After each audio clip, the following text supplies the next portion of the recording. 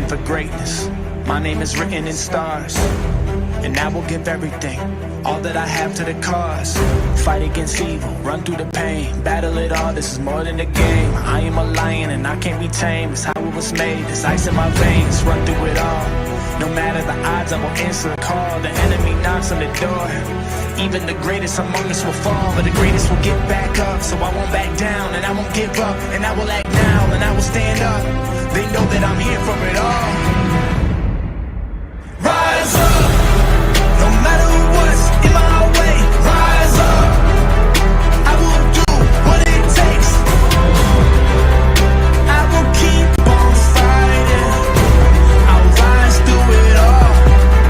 Rise up, no matter what's in my way. Rise up, I will do what it takes. I will keep on fighting. I'll rise through it all. Rise up. No matter what it is you need, you'll find it at your local Par-Mar store. From gas to groceries, snacks, and everything else you always seem to run out of, Par-Mar Stores has it. Need more savings? Download the Par-Mar app and sign up for the Par-Mar Rewards Card. You won't only see our stores in your neighborhoods, you'll see us in your neighborhoods too. We are proud to be in your town and proud to be a part of the community. Come see us at Par-Mar Stores, and remember, if there's not a Par-Mar store near you now, there will be soon. Wilson Martino Dental. Did you know that 95% of our dentists have graduated from WVU?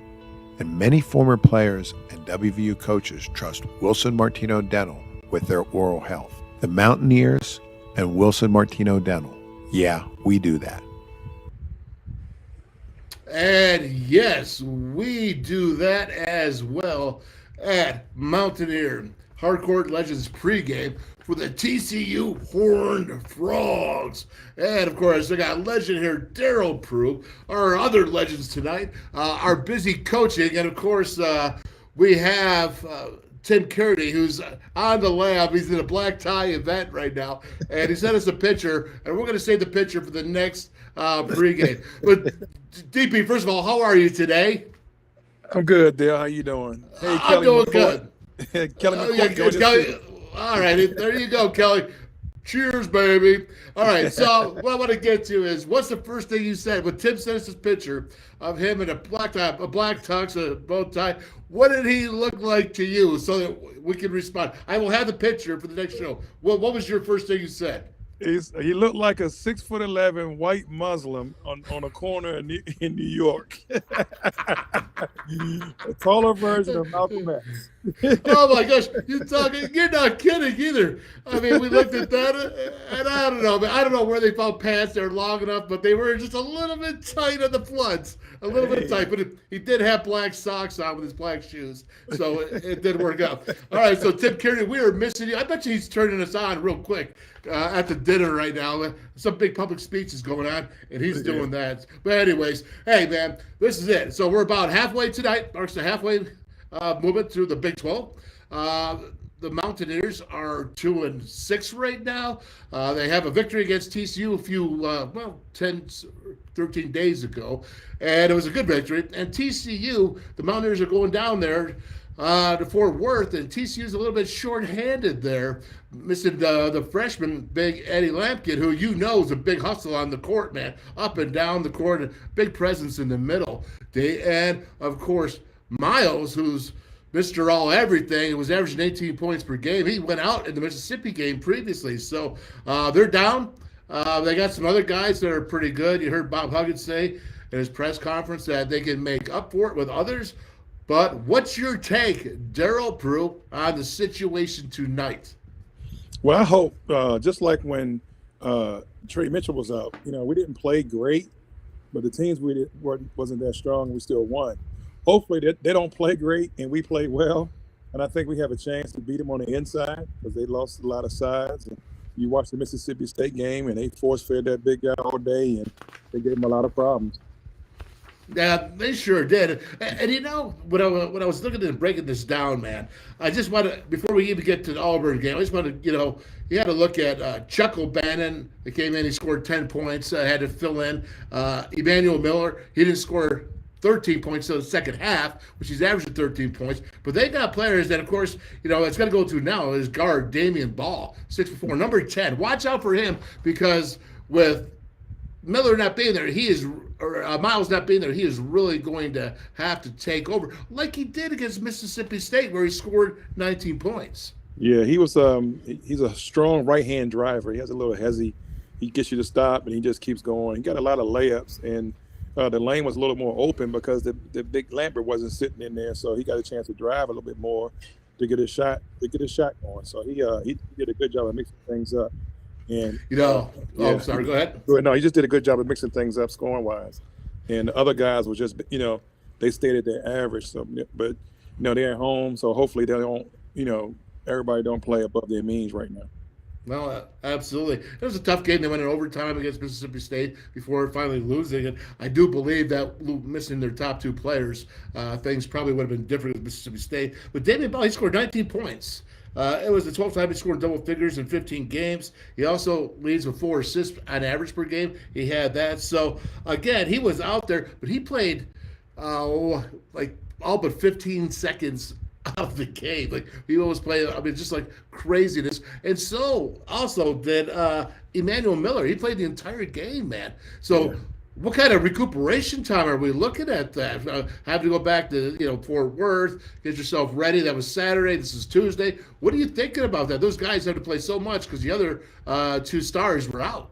Yeah, they probably didn't do anything on Sunday. They probably took the Sunday off and came in yesterday, just went over the scouting report, got shots up. Hopefully West Virginia will wear them down. I don't think they're a little thin on the bench. So hopefully we can, run guys at them. Hopefully we can wear them down because, playing at home, people play a little different at home.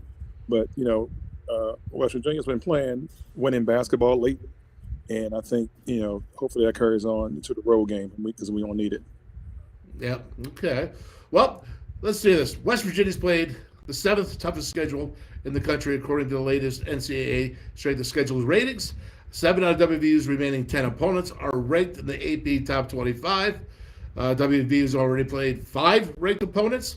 In the latest rankings, the Mountaineers are ranked 25th in the NET, the NET, and 35th in the BPI, and 36th in the RPI, which is really unusual, which leads me to my main question is, man, the Big 12 is so tough, so difficult. Can you have a 500 record in the Big 12 or less and still make it to the Big Dance? I think so. It happened in the Big East before.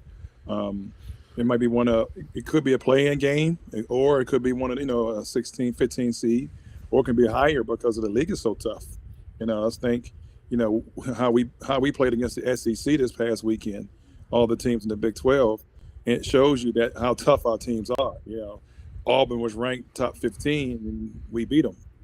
So, it was just, then, Kentucky loses to Kansas. So there's a lot of great teams in this league. So it makes it a little difficult to gauge. But, a team that's 500 in the Big 12 is probably better than a lot of teams that win their conferences in other places. There's no doubt. And let's move it, man. Let's just go to Auburn, right? Because that was a game where, yes, we were at home, but Charles Barkley was in the house, which I know you had to fire up that Auburn team, right? And they had to be jacked up to see Chuck there. But, when you look at that, the game, it was so good. They jumped out great. We all know what Stevenson. But, man, they held on to the end and held on. They could have quit. They could have done what they've done before, not quit, but just put their heads down, not executed, not gone ahead. Is this team going to grow from this, Darryl Prue? Is this the moments that they've been going? They played well against TCU. Are they growing and coming together, or is just an anomaly?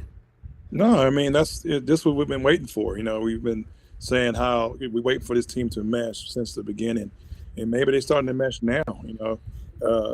I think the Texas Tech game. Then you watched them and play against Auburn. They were on point. Auburn made their run. You go up on Auburn, and Auburn made their run, and they stuck together. West Virginia did to hold on, and that's a big confidence builder going into a game like this. Okay, I've broken down a lot of film. I'm just going to let you go through it, man, and talk about it. But this is Stevenson's 31 points. Now, he scored 7 3-pointers, 7 out of 10. The last person to do that or something was like, I'm trying to think. Who was the last guy to do it? I had it written down here. And Deshaun. It was Deshaun, okay? So he had, Eric Stevenson, who's just got here, is now in the record books with Deshaun Butler. Think about that, right? And it's that quickly that you can go ahead and get put in that. And here's his points, man. Just watch this out. Now, I talked about this before, or at the end of the game. I said, Stevenson, he's got it. He's been coming around. He's throwing his body all over the court, sometimes in a good way, sometimes maybe not so good way, but he's hustling like crazy. And now he just started to connect, man. Go ahead. Tell me about Eric Stevenson. What's going on with him? The basket looked really big. He mixed it up a little bit. You see the post move. He drove it.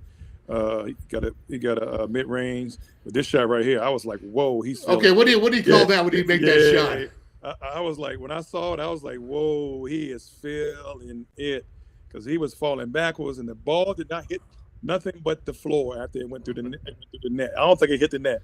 And that's when that basket is really big. He's feeling confident. And I'm just glad he hit shots in the second half to keep it going, because we needed them shots he made in the second half. Because we had a little lull for a minute, but then he hits that shot. And like, why is he wide open? You know what I mean? Like, I don't understand. So, well, at that point, right? Yeah. Look at this. He's just wide open. Guys going under screen, and he's wide open. He's all rhythm shots. Look at this shot. He gets in this rhythm. He's hard to stop. If he gets going like this, he's hard to stop. And he's not. Go ahead. Yeah, I'm sorry. That's your done. I'll breathe. And he's not rushing. He's not rushing his shot. Look, everything is just stepping into his shot. Even the dribble pull up, stepping into his shot. That's his shot. So even the little post move, he went with the left hand. That was nice.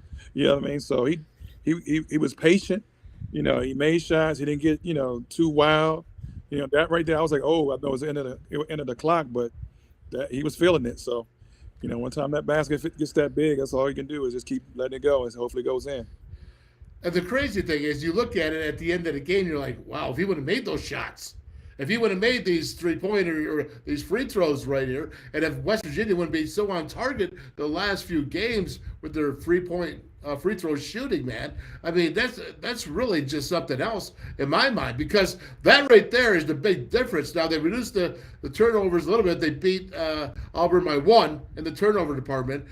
But, the last few games, they kind of went back and forth. But they're fighting, man. It appears to me they're coachable. I like to say that coachable, because when you don't have a coachable team, man, it is so aggravating. I was a head coach at a junior college for a time. And you want to talk about some guys that are just not coachable, DP. My goodness, you're like, it goes in one ear, out the other ear. They're like, yeah, whatever, coach. And they just go do what they want to do. I've been there before, so I know how frustrating it is.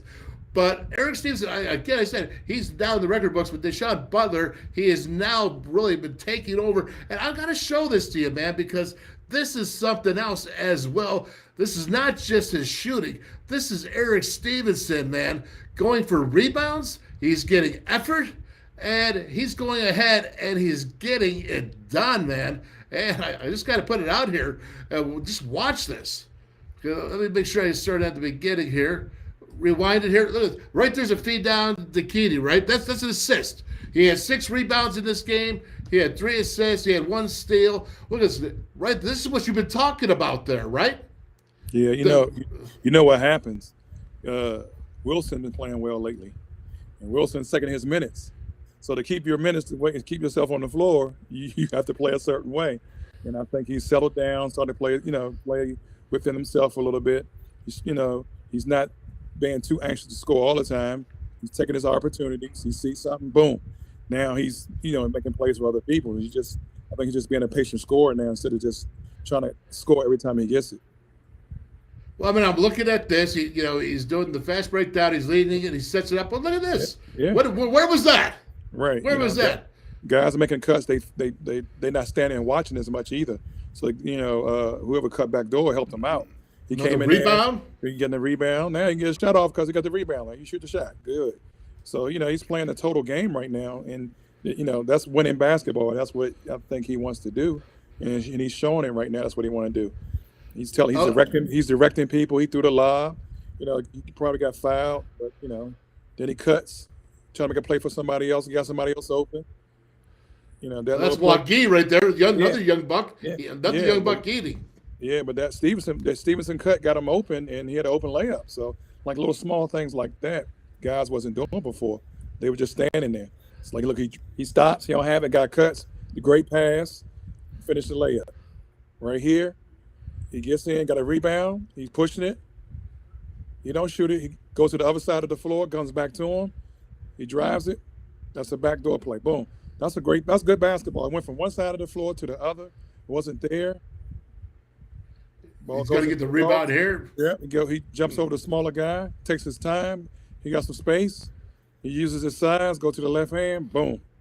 Yeah, so that was a great move. He just took his time. Everybody standing around. Boom. It's like just go over top of him and shoot him. I mean, that's big time right there in my mind. And I said at halftime he had 18 points. What did I tell you? I mean, I'm on fire lately. You got to give me my kudos, man. I'm telling you. I said he's going to score 30. Now he didn't. I was wrong. He scored 31 points.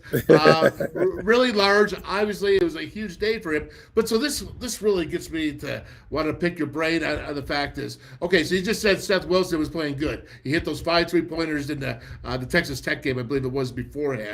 And so he's like, okay, iron sharpens iron, right? I mean, that's the thing. Competition sharpens competition. Yes, okay, does. I want to play. I'm not so happy when I'm on the bench all the time because I'm a player and I want to compete. So add that now. He was in the SEC last year with South Carolina. He knows exactly what the SEC is like.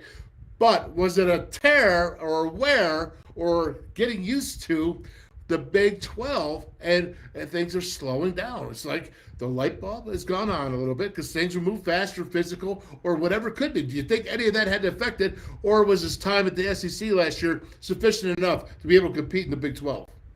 I think it's all of it, because SEC is a top-level conference, too. He's just, Right, I don't want to rip on it. I'm not trying to do that. It's just, I think it was all that put together, He's so when you're a senior, you go to a new school, you only got 1 year, you try to do all you can in that little bit of time. And I think that's what it was at the beginning. And he's a kind of, he's a hyper guy. It looks like he's a hyper guy. He's a very intense guy.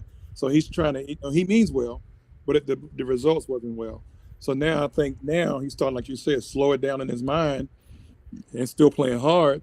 And I think that is helping him now. And I think, like he drove it, but before he would have forced that drive and he wouldn't have got the backdoor play. You know what I mean? Then he got to a spot, he stopped. I think it was Trey who cut back door, gave him some help. When he cut back door, he threw the pass. He threw another pass on a flex cut. So it's like he's having his head up now instead of having his head down, trying to force it. And maybe DJ Johnson is coming in and working on his wing skills, doing that kind of stuff. Yeah. You know what else, man? And I noticed, you're going to see it a little bit later, because I went back and I actually cut up some of the old film from TCU, WVU, the first time they met. And Stevenson, he was doing a little bit of that. You'll see it there a little bit later. But I think TCU game is he really started to see his vision came. I'll say his vision. When you say about things slowing down, light bulb going on, whatever you want to say, whatever expression, but the vision is there. It's like a running back or a quarterback. How are you seeing the field, and how fast are you seeing the field? And I got to think that he's turning into a little bit more of a guy that's making some assists instead of just being, and I don't want to call it, Superman ball, trying to hero ball. I don't want to call it that because I don't think he was trying to be a hero. I think he was just trying to figure things out. Yeah, it's tough. Like, I think he's always played with teams that had strong point guards. Nothing against Gideon Johnson. He's just not Noel. He's a good guard. Don't get me wrong. So if Noel's not making plays, then somebody else got to make plays. We talked about this before. We was hoping Emmett Matthews would be that guy. Now it seems like Stevenson's has turned into the other playmaker.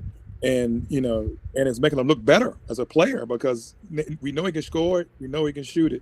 So now he's adding a different aspect to his game, which is making him look a lot better and it's helping the team. Yeah, there's so much truth in that. And it's like you want to just sit there and tell people, that It's going to come. And I know Hugs was saying that it's going to come. It's going to come. And you got to have faith. But sometimes that line gets real tight and that faith starts to wear out, especially when you lost your first, what was it, 6 games that you lost the road in the Big 12. So there's got to be a lot of faith there to keep going on. But it does look like Stevenson is seeing things better, and that can only help him down the road. And that's what we're hoping for. Let's move on here, and let's go to Toussaint. Now, Toussaint had a kind of struggle at the beginning with his shots, but down the stretch, he was there to make the plays. And I want to show him here when you look at this, D, because not only is he making shots when he needs to, but he's leading these guys, in my opinion. And I'm going to let you go ahead and you tell me what you think when you're watching this film here. I was impressed with what he did, and he's hitting the free throws. And I'm talking about the last couple games now. Mm-hmm. Yeah, so he's running the team. He's out in the break. He's by himself, so he's a New York guy. He know how to get to that rim. He's tricky with the ball. Like you said, now they concentrate and making shots. All that stuff will come when they get out their own head. So they got out their own head. Now they're making shots, making free throws. He's making plays for other people. So when he starts making plays for other people, right here, that was a good backdoor cut by Okanu, and he just had to make the shot, but he got fouled. And this right here, defense is being active hands. That's what I love. Look what I did. Yeah. I went ahead and I doubled up on it because that's what it's about, effort and defense. That's called a winning play right there. What he did on that play right there, in the beginning of the year, he was getting called for fouls. He saw the guy relax. He reached in and got him. I think it was a great basketball play. Then him diving into the bench like that and making a play. You get a layup on the other end. It's a winning basketball play. That's how you win games, and it gets other guys motivated. Yeah, and he plays hard, man. He doesn't ever give up. And obviously, being a senior, it seems like he's coming on a little bit more. Maybe missing that 10 minutes in the second half against, Tech. Maybe that was a good thing to inspire him. Maybe these guys need some more inspiration. Maybe they're just catching their second wind in this Big 12 type of thing, as we talked about with Stevenson. And, of course, now you're looking at Jimmy Bell here. Now, he's got to go against some big guys in Broome here. But he was really tough. I mean, this is a tough defender, and he had 15 points, 7 rebounds against TCU. Remember, he had a double-double now, and that was against Lampkin in that area there. That was the 15 and 12, 15 points and 12 rebounds. And we look here. Watch him here, man, because I like his hustle here. And this is a big man hustling, and anytime a big man hustles, I get jacked up. Yeah. Well, but I know he's got the one shot there. I know that, yeah. but it's still... He don't want to be embarrassed, so he steps up for these big guys. He's running the floor. He see the guys not running the floor. He just need more opportunities to score. He's like the third leading scorer in that game, and he took the 5th less shots. He only takes like 5 to 7 shots. So what if he's getting more? You know what I mean? Like what if they throw it to him more? You never know what might happen. You know what I mean? Like he got to get in the rhythm. So he don't get a chance to get in the rhythm because the only time he touches the ball. If they throw it to him, they're not throwing it to him. He has to get an offensive rebound. Okay, now talk about this play right there. We see him. Okay, he defended Broome right there, right? Broome scored 16 points the game before. Here he is. He shuts him down there. And now look how much he's beating him. That's what I want to show. He beats him, and that's why he's in the paint in the advantage. Yep. He got to. He ran it. We call it running, rim running. So he ran straight to the rim. He gets to the rim. Brown was upset or whatever. He didn't sprint back, and Bell got to the rim. He's running to the rim. The guys are passing the ball now, and he's making his shots. You're gonna miss shots. You're gonna miss layups. Especially he's not a jumper, so he's not dunking everything. So he has to be a little bit more touch around the basket. But he's just gotta he cannot not believe in himself. He got to believe in himself. And I think sometimes during previous games he get down on himself and he loses his confidence. You think that's just a lack of big time play, just being that he came from the community college? Well, where could he go, man, with this? What could he do? I mean, from here on out, he could be a steady clock for us. I would like for him to average 10, 11 points a game for the rest of the year. If he does that, average 10 points, maybe 8 rebounds, we got a chance to win a lot of games. Because you average 10, you're gonna hit a lot of 18s and 20. You know what I mean? Because you're gonna have some games where you're gonna have 6 or 8. But if he's doing that, I think especially this game, we need some scoring in the paint we need at least 35 points in the paint for us to win. 35 points in the paint. Boy, I'll tell you what, that's what I like. I like seeing those points in the paint because I don't know if Stevenson's always going to be able to hit 7 out of 10 3-pointers, man. And go ahead. But this right here, I got to tell you, I'm all about kudos when it's time for kudos.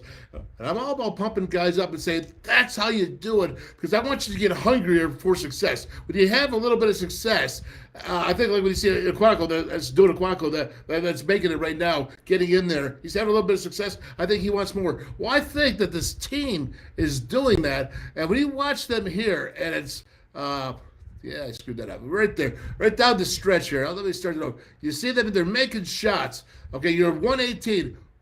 What's this? Right there, you got it. He's making free throws, but this is a young pup. This is what we talk about, to let the young guys eat, right? This is exciting stuff. He's there.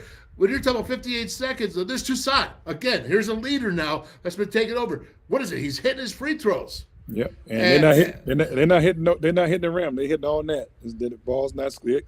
That one hit, but that's Keedy right there. Hits this now. Yeah. That's crunch. That's what I want to get back to. Now, Stevenson, how can you say anything? He scored 31 points and he hits 1 of 2. Now they hit it 80-77. They didn't make it easy. They made you take a big gasp of breath. But at the same time, man, they learned how to win. And what was the biggest thing that Bob Huggins said, DP, is that they got to have the will to win. They got to learn how to win, and as a team, not just individuals. You're starting to see the individuals come together. I've always said in sports, it doesn't matter what sports you're in, but the sports you're in is that I need so many individuals. In basketball, it's 5. In football, it's 11 per side. Right? But I need 5 guys winning their own individual battles. And when you start winning your own individual battle and your teammate starts winning it, then you really start coming together and winning. And that's what I'm seeing here. This is the 15th ranked Auburn Tigers, man. What did you see coming down the stretch? I was jacked. Yeah, I see 5 guys playing as one now. Like you said, it takes 11 on each side for football, but on basketball, it's 5 guys on the floor, need to know what everybody else is doing, having confidence in everybody's out on the floor. They are rotating on defense. They're making good passes, trusting each other. And then at the end, they're making their free throws. So all of them was playing at one. That's one. Even when Johnson missed the free throw, he came back and made the next one. So I just think, I wish Stevenson would have finished stronger and made that last one so we had to worry about a overtime, heave. But, we can't be perfect. Nobody's perfect. But I think the guys playing as one now is a big difference.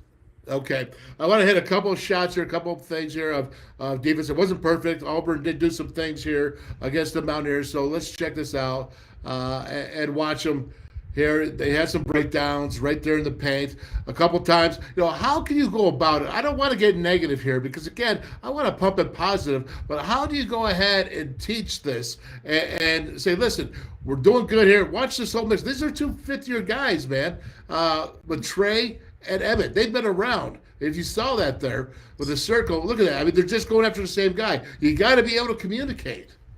Well, this goes back to wanting to. I think the play before that with the lob, it was just a mistake. The shot block went right there. This one. See, he tried to go for the block, and he left his man wide open. Who's that? Right there. Boop. See how he leave his man? So he just left. That's just a not having enough experience, know what to do. But these 2 right here, these 2 have been doing this all year. Look like Matthews got beat. Mitchell went to help him, and watch. Look at Matthews. He don't. So he got beat. So he's breaking defense down off the ball and on the ball. We showed tape before how his back is turned. Them right here is just hustle. It's just hustle. Just go get the ball. One guy beats 3. You know what I mean? Like, look at that. Right. You know what I mean? Like, that's just wanting to. You got to want to go get it. It's not about boxing out, just wanting to. And look, I mean, like, come on. You get on the side of them, and you just let them get to the basket. You got to get back in front. Everybody gets hit.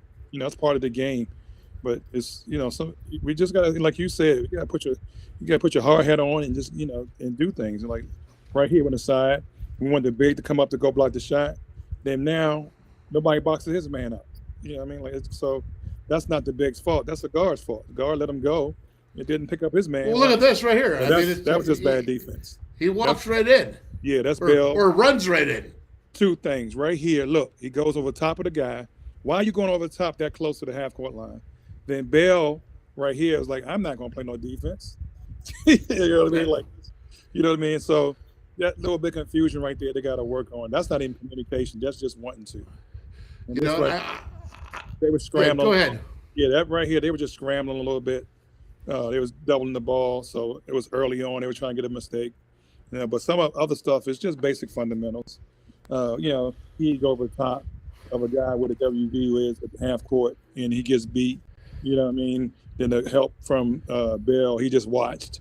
Cause you know what I mean? So it was just, there's just stuff that, the small stuff that we got over with that game that was early, but going down the stretch, the other teams see that, they're going to, try to use that to their advantage. Dan, I don't want to sit here. I'm not trying to rip on these guys. I'm trying to say constructive criticism. How do you go ahead and get it better? And the turnovers have been something all season long. But I got to tell you something. These turnovers bother me. Critical times, critical turnovers. And even Stevenson, great game. I can't say much about it other than the fact that it just doggone it bothered me to watch this. And I think they're easy turnovers, man, right here. Okay? Yeah. I mean, this is right there at there's 7:49 or 7:50 in the second half.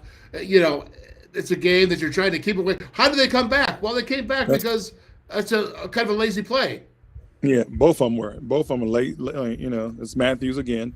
But the play before that, it was. Yeah, I'll take it back for you. Just go ahead, man. You break it down. That was just bad basketball. One, they double the ball, so the next guy's coming. So you assume he's open instead of looking. And then the guy didn't step to the ball.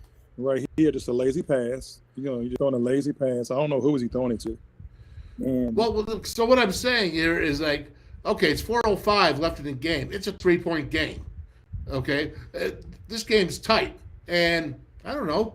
You're a fifth-year guy, and what I'm trying to say is this should not be for a fifth-year guy. It just should. And if anybody wants to say, well, you're being too hard, I'm sorry. I had to go ahead and execute, and with 3 minutes left in the game, and I had to make sure I executed correctly to win the games. And now Evan Matthews is a good basketball player, but that's not Evan Matthews' play. I mean, you give up a layup. You know what I mean? And you foul. Stop him earlier. Get in front of him.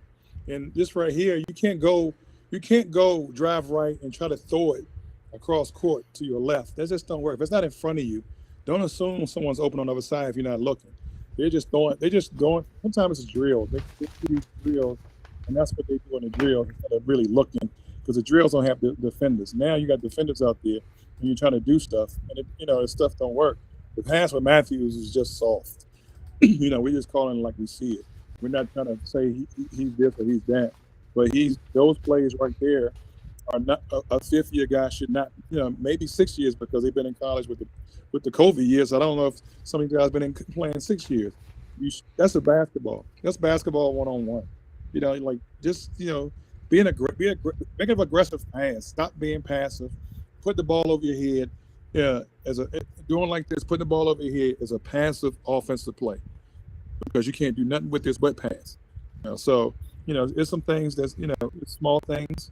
Then I don't think it's as many as it was before. We're going to have turnovers because we're a turnover team. We cannot have those at the end of the game like that allow teams to get back in it. We go to TCU, and if we're up, and because TCU going to put the pressure on you. TCU is going to put the pressure on you if they're losing. And then if we be complacent or not as strong with the ball as we need to be, and that league will go away just like that. Well, there's no doubt about it. And again, I'm not here to say I am trying to rip on that. What I'm saying is you got to be better, man. You just got to be better than just throwing a ball straight to the guy. I mean, if you look at Stevenson, that's like a quarterback, out on a bootleg or running to his right and he's throwing back left. You just don't do that, right? Or you're not supposed to unless you're a great one like Pat Mahomes that could do that stuff. You know what I mean? Very few can, though. But let's move on to this now. We're going to go to the TCU game, but we're going to thank our sponsors first. I want to thank Parmar Stores. Over 200 stores. 5 different states. If there's not a Parmar store near you now, there will be one soon, and they are just adding. Parmar stores taking over not only West Virginia, but 4 other states, man. And then, of course, we have Dan Cam and Toyota World. Shop the world. You hear that, DP? Shop the world. That's right. You're a Toyota dealer in Fairmont, West Virginia. I think they're the largest Toyota dealer in the state of West Virginia. You got to love Danny. And then you got to love Bobby here, Wilson Martino Dental. They're big supporters of WVU. And did you know that their dentists all graduated from WVU? Well, all but one. Their orthodontist went to Penn State. Well, I want to know who this guy is because I keep reading this, and every time I say it, I like or dislike him more and more. Okay, but well, I guess we all can't be perfect. That's right. But the Mountaineers of Wilson Martino Dental, yeah, they do that. They are awesome, man. I love them, David. Hey, Did you miss one? Go ahead. You missed no, one. I'm not done yet. Oh, my fault. I'm not done now, man. Hey, quit strutting on me, man. Quit strutting. I am with Country Roads Trust. Right there, baby. See that? Country Roads Trust, West Virginia's name, image, and likeness team, changing the game for WVU student athletes. One of these days, we're going to have Stephen Ford, the head of Country Roads Trust, come on here. Big sponsor of ours, but we got to all understand what this name, image, likeness is. Well, half of us don't really understand all that's entailed, and that's for a lot of reasons. But with that being said, we're going to move on now. Let's move to Auburn, and let's take a look here. We said that Miles was out. Their 18-point scorer is out. We said Eddie Lampkin is out. I'm not sure about the other guy, that Mr. Waltrip, if he's going to be it. He was sick the last game. But here's what we had. We had Damian Bow, number 10. He had 19 points. 19 points, man. And he had also led him in assists with 4. He is going to be their guy. And then you got Emmanuel Miller there. And you can see he had 13 points all in the second half, but he's averaging 13.5 points. Those two have to really step up now. They were almost like, 1 and 2 or 2 and 3, whatever. Not 1 and 2 because it's always been Miles. But what's going to happen now? They're short 2 guys, their top 2 guys. Look at this. Welsh Shahada had his biggest game that he's had, number 13. And, of course, Jacoby Cole's there. He had 8.5 boards. His biggest, he leads them in the rebounds. So, without Lampkin in there, they all have to step up.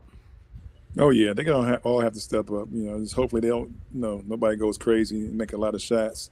I don't think they have a big-time scorer like that. So I think that's why you see 10, 13 points, 12 points, 18, because you have to do, have to do it as a collective unit. Just like I don't think we have that guy, but Stevenson did it last game. If he can do it every game, it'd be different. But I think somebody else has to step up, and hopefully we can keep Ball at 19 and cap them off at 19 and slow these other guys down and have some big games out of Bell and Mitchell from our squad, because our guards are playing really well. So we need Bell and Mitchell to step up. Okay, so real quick, they're scoring 76 points a game. They're allowing 69 points. So they got that going for them. 47% field goal percentage. You can even round that up to 48. And then, of course, 3-point. Now, 3-point, they're not as good. They're 30%. So that's what I think hurt them. So you're going to see a lot of points in the paint, are we not? Oh, yeah. They're going to throw it in there. They're going to get out. They get out in transition very fast, too. So they try to turn you over a little bit, and then they get out, and they run the lanes. They do a good job of rim running. So they'll try to score some easy points. They don't really have a post presence without the big fella in there. But Lampkin? Yeah, but without Lampkin, they don't have a big post presence. So they're going to try to get in the lane, either score layups or throw it in and throw it back out. So, we have to be, on point of our defense, especially our weak side defense. Okay, so quick question. Robert Podbesic, Pod, we call him Pod, man. He's I forgot what year he graduated. He's gonna yell at me now. But he says, hey, do you want to move up to be on the Hug staff? Because he thinks you would be an asset to his staff. Would you want to do that? Of course I do. I've asked a couple times, but he moved other people up. So it's always good to go back home. And I think I'll be a different asset, for him, especially with the development and the recruiting in this area and the other areas I have affiliations with. Well, what are you talking about, an asset in the recruiting and other? What are you talking about? Lay it on the line. So I have connections with the Nike group. I do a lot of stuff with Nike. I did the top 100 camps for the last 7 years until COVID. I have connections in Florida, Philly, Jersey, all the top programs, Ohio, California. I have connections in Europe, so I have a lot of different connections, and so in Europe. What are you doing in Europe? Where are you going to? In so Europe? when I was at Georgetown, I did a camp in Slovenia, and the camp was with Montenegrins and Slovenians. That traditionally they don't like each other. So here we had a bunch of kids over there. So one time they wanted me to go see this kid, and I didn't think he was good enough to play at Georgetown. So we was out one day, and we met one of the top Euro players, point guards in the country. He played for Barcelona in Spain, and he introduced me to this guy who's he has a bunch of guys, and he has a bunch of guys. Actually, one of them played at Creighton a few years ago, Martin Cramp, and I went over there a couple of years after that and worked him out. And me and him drove. He drove me around to Croatia, watched teams, and he on the phone. So he's very connected over there, and so he's always willing to send me players and help me out anywhere I go. All right, so that's enough about you. All right, but I'll bet you over in Croatia, they'll probably be like, man, that's a pretty big, tall, black Muslim dude. All right, brother. I hope I don't lose my passport. He might keep me. Okay, Dave. Well, listen, man. Hey, listen. The big thing is you were on the Georgetown staff with the big guy there, and you did a lot of learning from that. And not only, Coach Gail Catlett loved you, man, and thought you would be a great coach. So, anyways, that's my props for you. For anyone who wants to hire Daryl Prue as a coach, go ahead. But you're gonna kill my show. No, never. The show's going to blow up even more. All right. Very good. Well, listen, let's talk about blowing up here, because now that Miles is gone, I keep saying no, Emmanuel Miller, he's the number 2 guy, and his number is 2. But let's watch Ball here, number 10, because he had 19 points, and he will be the main guard taking over here. But you can see against here Mississippi State, he's pretty exciting. He's fast. He's quick. He can dish the ball, leads the team with assists, and he can score, as he scored double figures the last 12 out of 15 games.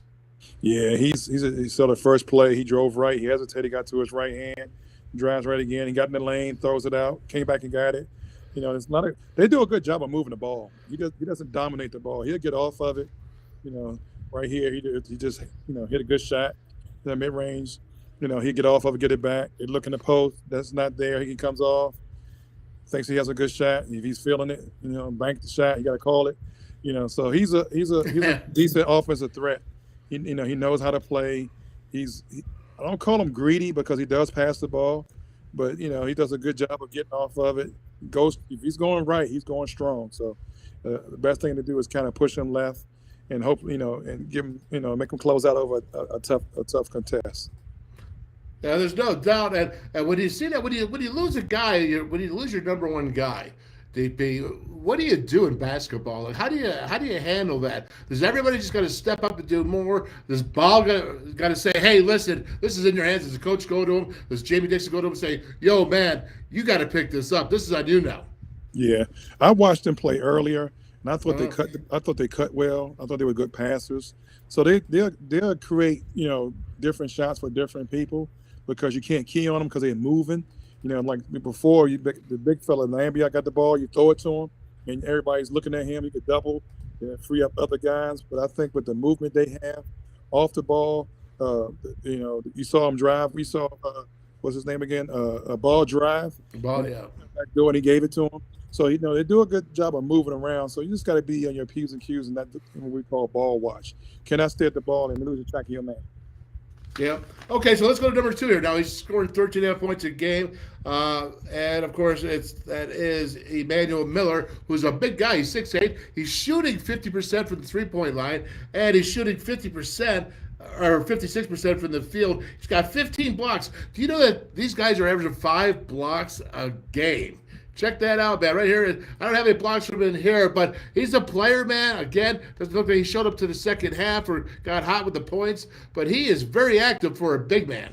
Yeah, he does a good job. I don't think he's really, we call him big. 6'8" ain't that big no more. But he does he's a forward. He plays hard. He doesn't cave in to anything. You know, he plays tough. He plays strong, as you see right there. Look at him get on the break. You know what I mean? So he's a guy that play hard. He's physical. You know, he got long arms. Look at him. He bited the guy up. He knocked him down. Boom. Took off running. Okay. Like, I don't like when guys fall down, you know, so it shows a sign of weakness. You know, so, and then he's just a tough guy. If he's hitting open threes, that's why he's shooting 50%. He's not forcing threes. You know, so you see him cutting back door. He just being a good player. You know, he's good. They got good cutters, good basketball players.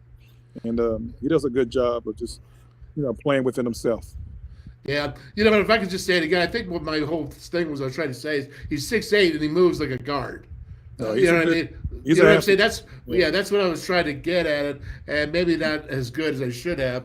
But you know, looking at that, so now you got, of course, you have Miller and you have Ball. So who you got to go ahead and add in there for who's going to step up next for TCU? And I think you really have to look here and watch their defense and check it out because they have. I talked about it before.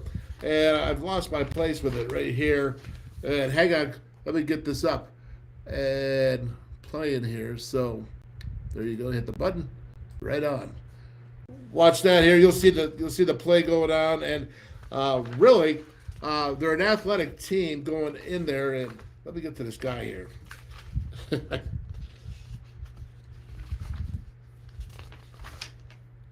Yep, doggone, I forgot. The one that shoots funny? Yeah, number 24. I'm trying to think here. Yeah. I'm drawing a blank, man. But here, I'll tell you what, he's got it going on, and he had 8.5 rebounds per game, so he had to step up. Like I said, Lampkin was gone, and taking the highs out of it. But you know, it's so important when you look at this team. They're going to be playing. I think they're going to be playing a little bit dangerous, DP, a little dangerous. And what I say by that is that they're going to be desperate. I mean, they just lost to Mississippi State. They already lost to WVU 13 days ago. You know, they had a great start. They're top 25. They hit up to, 11 in the last one. Now they're 15, 16. So aren't they going to get a dangerous team coming out of TCU tonight? Oh, yeah. You saw how they were on a road, and the game was close in the second half, and they went to that 1-2-2 zone, that 2-2-1 zone, full-court press, and Mississippi State shot them out of it and got easy baskets. They're going to test West Virginia because of the turnovers. So I think, you know, West Virginia can't rest on what they did the last time because I'm sure they're going to make adjustments. And now I think we have to make adjustments since our guards have been playing so good now. Other people need to step up. And I think this is the game we're scoring the paint. Yeah, I agree with you.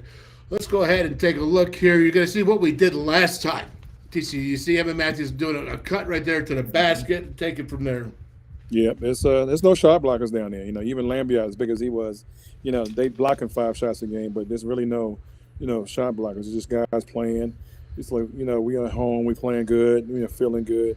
But on a road, things gonna be a little different. You know, guys sharing the ball. That's the biggest thing right now. We have to keep sharing the ball. He threw it to him late, but he got it. He couldn't get it, then he gave it to somebody else. That's basketball. You got to share the ball. And I think we're doing more of that now. And we become a better team. Look at that. Before that was a shot. Now it's a pass. He gets there. He would have tried to throw that up, and now he get a pass and get dunks. I think we're sharing the ball a lot more than we have in the first part of the Big 12. Yeah, I would agree with that. It was Jacoby Coles, number 24, you're going to see up here. But he actually did some good things against WVU the last time. But, he finished with 12 points. That was his 5th time scoring in double figures. So they do have the horses to go ahead and pick it up there. Now, I was watching WVU, man, against this, and you saw Miles and everything. He was just driving to the basket like crazy, man. I mean, just what did you get from that last time with Miles being out? What is TCU missing? They're missing a whole lot. I mean, from Miles and Lambia, they're missing, that's almost 20-something points a game. So then somebody else got to make that up. I don't know if they have the guys to do that. Hopefully they don't have the guys to do that. And but being at home, the guys will step up. You know what I mean? If we don't decide to keep them where they are, we gotta give them the hammer early and keep nailing it in all game. We can't relax because they're at home and we know how teams play with emotions. Yep, that's for sure. Now, here's TCU coming at the Mountaineers the last time. Go ahead, just take it and tell me what you see. You see a hustle there, but they are attacking. They did score a lot of points in the paint. Right. And again, they're not a big three-point team, shooting only at 30%.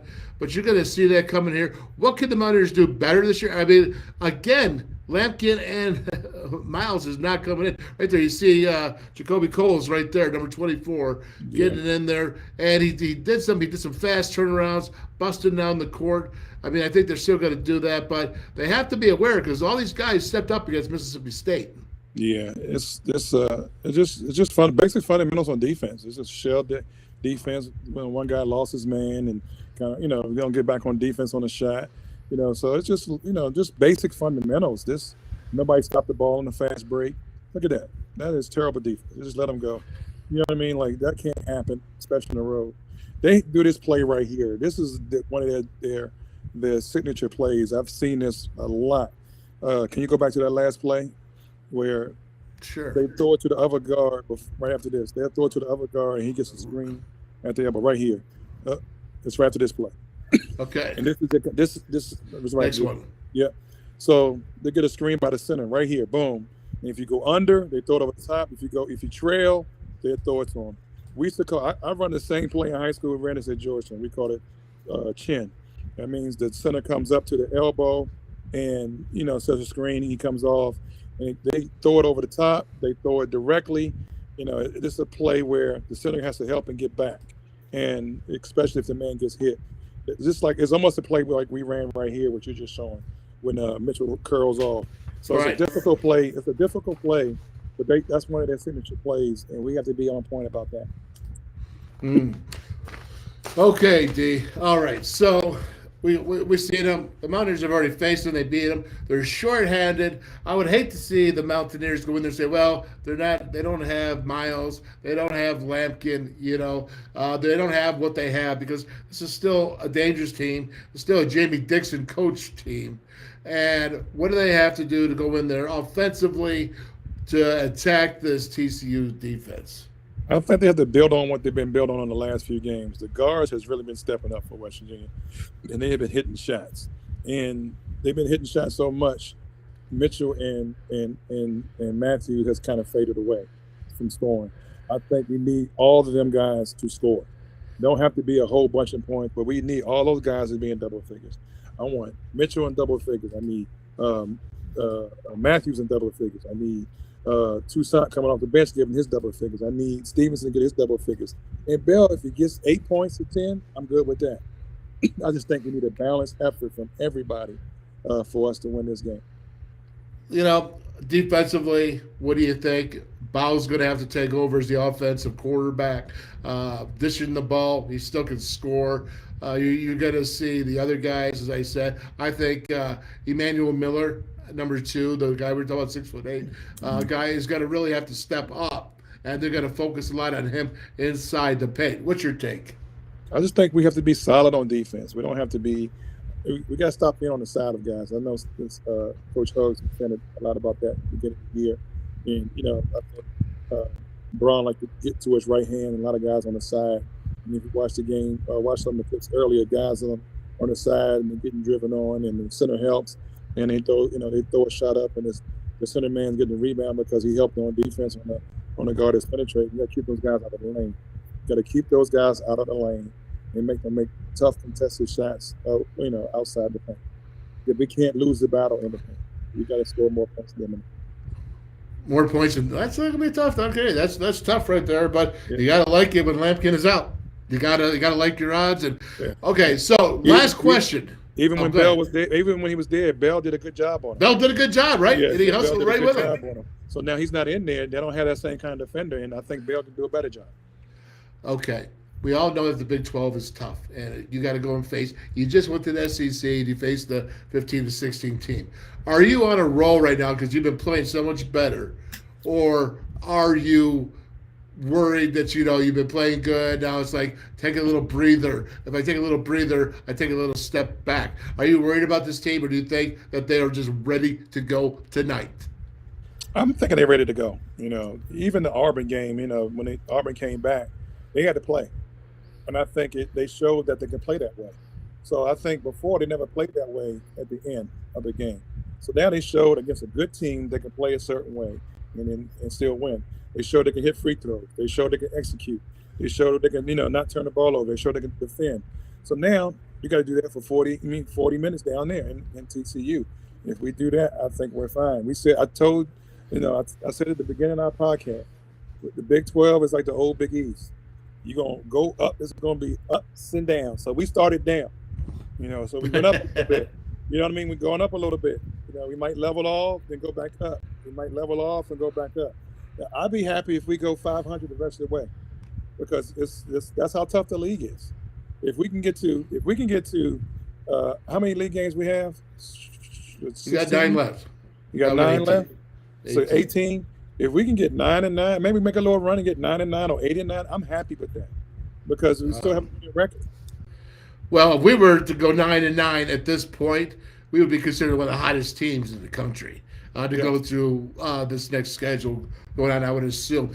I'll tell you who's going to click for me, man. But first, give me your clicks. I got Mitchell clicking this game. I think Mitchell needs to click this game, and good one. I think Johnson's going to come back and have another good game. Okay, well, here it is. My man who's going to eat tonight, have a big old steak, my man James Ikonkwo. Okay, he's gonna go. He's going out. He's gonna get down. He's feeling his oats, man. He's gonna eat steak, and he's gonna have some mashed potatoes and gravy on top of it, baby. And he's gonna have a good night. And you know what? Did we ever find out why Seth Wilson didn't play last game? I just think what you call played so well. Stevenson played so good. It was just no time for him. Okay. I'll tell you, tough to take on a hot guy hitting 5 3-pointers, but then you get a guy who hits 7. All right, go figure. Tough problem to have. All right. Hey, Daryl Peru, man, legend, Hall of Famer, WVU, man, great dude, great guy, and I'll tell you what, I think you'll be a great coach at WVU. We're out of here. Let's go, Mountaineers. Beat the frogs. The horned frog. What's that stupid thing they do? I don't care. Let's go, Mountaineers. Yeah. Beat their ass.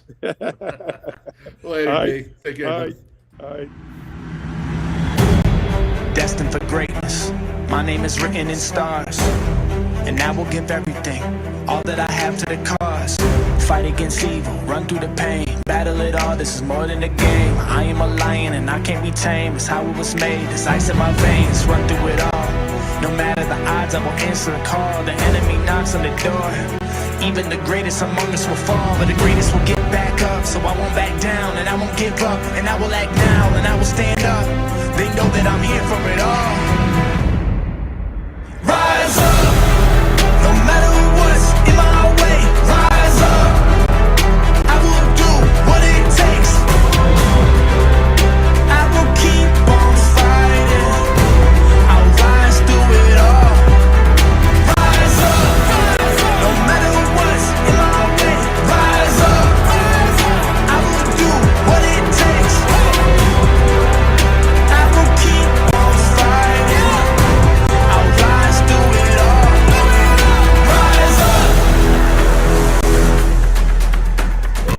No matter what it is you need, you'll find it at your local Par-Mar store. From gas to groceries, snacks, and everything else you always seem to run out of, Par-Mar stores has it. Need more savings? Download the Par-Mar app and sign up for the Par-Mar Rewards Card. You won't only see our stores in your neighborhoods, you'll see us in your neighborhoods too. We are proud to be in your town and proud to be a part of the community. Come see us at Par-Mar stores, and remember, if there's not a Par-Mar store near you now, there will be soon. Wilson Martino Dental. Did you know that 95% of our dentists have graduated from WVU? And many former players and WVU coaches trust Wilson Martino Dental with their oral health. The Mountaineers and Wilson Martino Dental. Yeah, we do that.